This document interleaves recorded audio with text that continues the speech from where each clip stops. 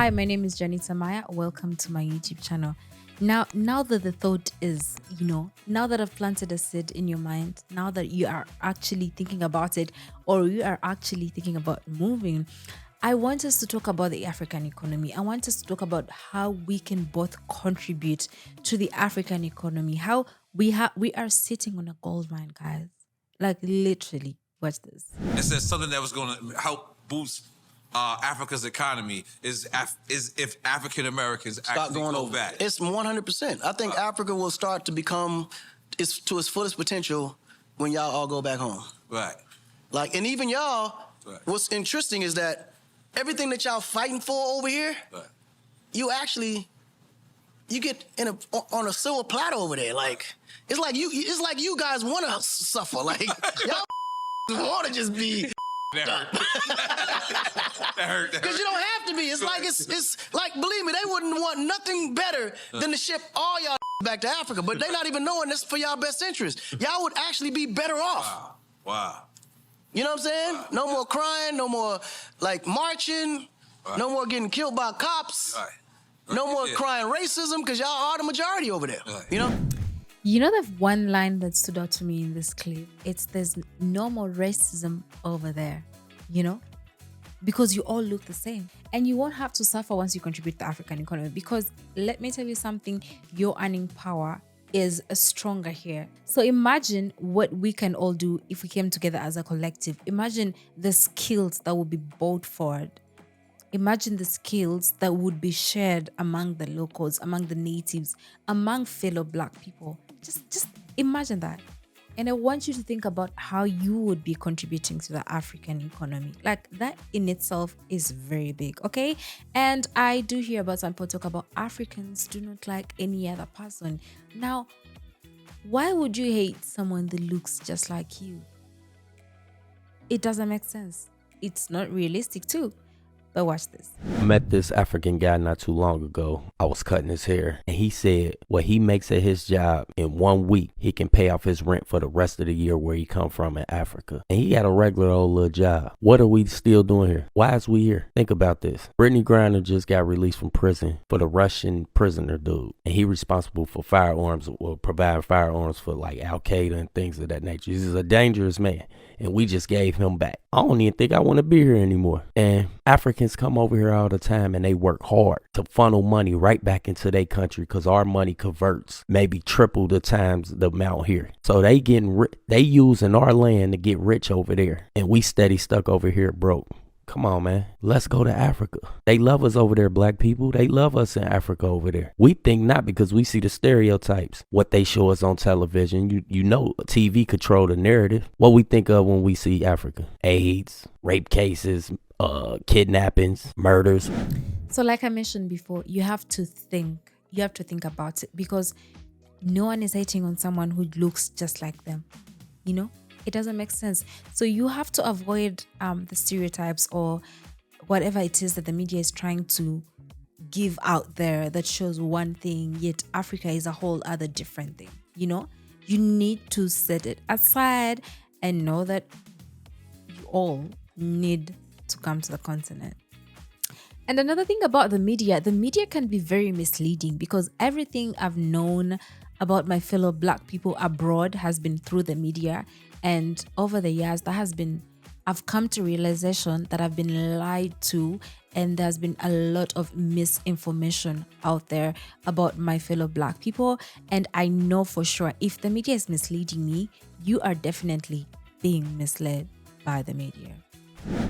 For years, I was told that Africa was a place that I shouldn't come to. I was never even taught how diverse Africa was, with more than 50 countries. The interesting part about it is that although Africa was being demonized in America and in the West, when I came here, it was interesting to see how many people from Asia, from Europe, all over the world, they were here building their dream, making millions and billions of dollars, but the African diaspora was discouraged from coming. So why is that? What is it that they did not want us to know about this continent that holds much of our DNA? And that right there is something to think about. Why are they trying so hard to discourage you from visiting the motherland? What is so bad about Africa that they don't want you to see? And I can guarantee you that it's a lie. They're just big, big lies, you know? The big, big lies meant to keep you where you are, meant to keep you in that cycle where you are stuck and you want to get out. This is your chance, you know? This is your chance to go to the motherland. And I already talked about this. I said, why would you hate someone who looks just like you? It doesn't make sense, you know? And then when you come to Africa, you'll see what I'm trying to say. I'd recommend everybody go to Africa. Beautiful place. It's the birthplace of mankind. That's right. But for African Americans, I think it's even more special. You know, to wake up and not have to be conscious that you're black. Yeah. Just to be able to wake up and walk outside and you just yourself today. Yeah. You don't have to filter that in. There's not a day that I can wake up over here that I don't have to filter that in. I have to factor that in. Yeah. When I'm driving, when I'm being pulled over, when I'm hailing a cab, when I'm in the, you know, you got to filter that in. My son said the same thing. Yeah. Look, to wake up and not be a minority. Yeah. You don't know what that is. If you've never had to deal with that, congratulations. How beautiful is that? Yeah. But to wake up and not be a minority, Yeah. I didn't know what that felt like. I said, man, I got to get a house over here. You heard Steve Harvey and what he was saying. Like, wouldn't you love to wake up as a majority? It's not every day you're part of the minority. You're the ethnic group. You're this, you're that. They're putting a label on you. Whereas if you're just in Africa, you're just another person. You're just one of us, you know? It's not someone looking up to you and saying, oh yeah, you know, from here, I don't think we'll... No. Someone is looking at you like, oh yeah, they're probably from somewhere and they're probably, you know, I should be nice to them. So imagine that. Imagine not having to look over your shoulder all the time because you live in a place that looks down on people of your skin color, you know? Imagine just waking up and you're seeing your fellow black people. Like, I love it when I just wake up and it's just black people, you know, black excellence all around. Think about that. We've talked about the media and the misinformation. There's something my friend always tells me, you need to see things with your eyes. But it's very, because it's different. In the West, we're capitalistic. So everything is made on capital. Well, this person cost the business this much, he has to go. I'm saying, and it's, you know, you can run that, but here, yeah, he cost us this much, but there's going to be that day he's going to come through for you, over and above. I'm saying, then it's like, okay. I'm saying, you offset the good with the bad, and that's how you deal with it, because our people work from their heart, right? We don't have enough. Africans are not lazy. No, they're not lazy. They work from their heart. So if you can't get them passionate, don't confuse lack of passion with lack of work. You know what I'm saying? Everybody moves on enthusiasm. If I'm not motivated, a person's not going to do the job, and you're saying they're lazy. Not necessarily laziness, is what is the prize for that work is not motivational. You know, so you got to find ways, and that means maybe here paying a better salary. You know, maybe having better work conditions, such that the person feels that it's a better situation for them. I like that. Now, let's send a final message to our brothers and sisters in the diaspora watching us. Our final message to them. Well, my final message to my sisters and brothers in the diaspora. There's always the same message. Come. Come, come, come. You know, you have to see things for yourself. But I think the most important thing is you have to understand your roots. You know, a lot of African Americans are confused. They're confused because you grew up in an environment that was designed to not answer questions, but to indoctrinate you with a certain philosophy, independent of your question. There are so many things that I lived in America that I didn't understand. Because, you know what's interesting is, even though I was Ghanaian, I too was stripped of my culture. So I went there at 7. I'm saying, so it's not like I thoroughly understood my culture at 7 years old. So I got stripped of it because from 7 years old, I started learning America. And so by the time 25 years came and my parents said, come back, I was like, nah. My first day back, and I was like, no hot water and bucket. Nah, because they stripped me. So for me, I had to come back and relearn my culture, accept certain things, And one of the things I can definitely say is our people work with their heart. And I think as a diaspora, if you were to come here, what you're going to see something that is miraculous. And we can describe it all we want, but you just have to do it for yourself because it's an intangible feeling. Here's that feeling. No matter. Excuse me, Mr. Reyes? You finished scraping the gum off that lounger or what? Where you go as an African American in the world, Africa is the only place where your subconscious can relax. I like that. Anywhere in the world that you go, if you are an African of African descent, your subconscious must be on alert. Because that's Always watching your back. Africa is the only place where your subconscious can take a break. Because the moment you land on this continent, your subconscious says, this is what.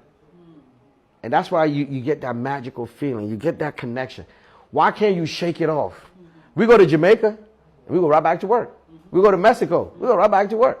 We go to Nassau, we go right back to work. We go to Europe, we go right back to work. We come to Africa, we can't shake it off. No, you're stuck. And you don't understand, that's because that's your spirit. That's the ancestors. All of those innate abilities that in you that the system has tried to put to rest, made you forget. When you come here, your subconscious connects to it again. And it's just a different level of bonding and connection. I'm saying, I've been trying to describe it since 2005 to everybody.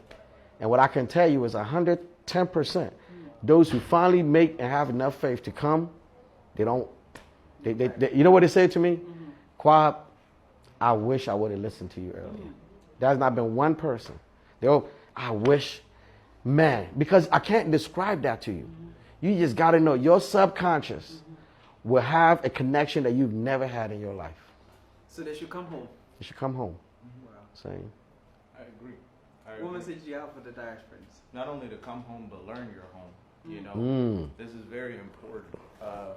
Respectfully, if you continue to be an American here in Ghana, Ghana will weed you out because Ghana is made for Ghanaians. And as much as you want to be American and yeah, man, we're gonna establish this and we're gonna do it at this pace. We're gonna do it. Look at this.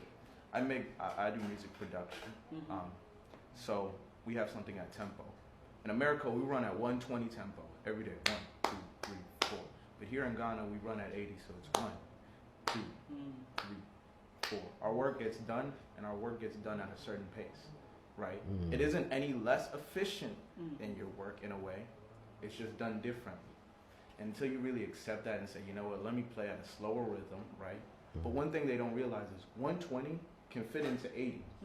The beats are the same if you just add more. So if you learn more, you do more, that same productivity and that same level of, oh, I'm up doing this, you can have in Ghana. All of this energy that you had, if you had a 9 to 5 and you're here now in Ghana, you have time on your hands. Just go around, beat the streets, go find town, go sit at a pub where people are speaking nothing but treat and you don't know a single word, and just sit there. And if you don't know something, ask. Because it's never about just like, yeah, you should come here. You'll have that relief and that stress. But how to keep it and how to stay here and be connected is finding your peace. What is going to bring you back? Because at one point or another, especially if you have family, a job, business, you're going to have to go back. Maybe for some time or maybe an extended amount of time. But what will bring you back? What is your thing that will bring you back? Whether that be business, a friend, or even a girl you met. You say, oh, this girl's the love of my life. You still want to go back. Sunshine. Sunshine on a cloudy day. It's all there. But you need to kind of experience that. You can get that in other places. But I think, again, the level of freedom, knowing that this is where you are. Even if you're not from Ghana, you are on the motherland. So one way or another, that journey, you'll keep on finding that direction. You may be all the way down in South America, maybe where you're from. You didn't know. But you'll find out one way or another. But you do have to make the choice.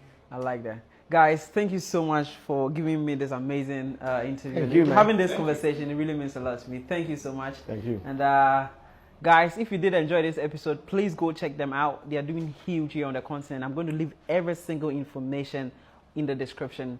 Contact them. You're a church, you have an organization. You're moving to Ghana, but you want your shirt to be customized. You're a travel and tour. Anything you can possibly think of when it comes to fashion, they're the people you need to contact. So, check them out. And yeah, without further ado, guys, let's say bye-bye to them. Like the gentleman has said, you need to visit Africa and have plans to relocate because you need to see things with your own eyes. Leave what the media is telling you, leave what fellow Africans where you are telling you. You need to come on the ground and see what is going on and see how you can hit the ground running, how you can contribute to the society, how you can contribute to the community, how you can contribute to the economic growth, how you can provide employment opportunities to the people around you. There's so much more you can do when you're on the continent that you actually can't do over there. So I feel like this is something that you can think about, and I hope that my video impacts you positively to visit the motherland, because I feel like you are not giving yourself the best, and you need to give yourself the best. You need to surround yourself with amazing people, and you find amazing people here, Anyway, that's it from me. Let me know what you think in the comment section. I would love to hear about it. Are you planning on moving to the continent? Have you moved to the continent? What has your experience been? I would love to hear all about that, and we can, react to the comments later on. Thank you so much for watching. I do not take it for granted. I appreciate you. And please subscribe, because a lot of you are watching without subscribing. So let's change that. And follow me on all my social media platforms at Joanita Maya. Instagram, TikTok, pretty much everywhere. I just use the two names. Yeah. I'll see you next time. Thank you so much for watching. Bye.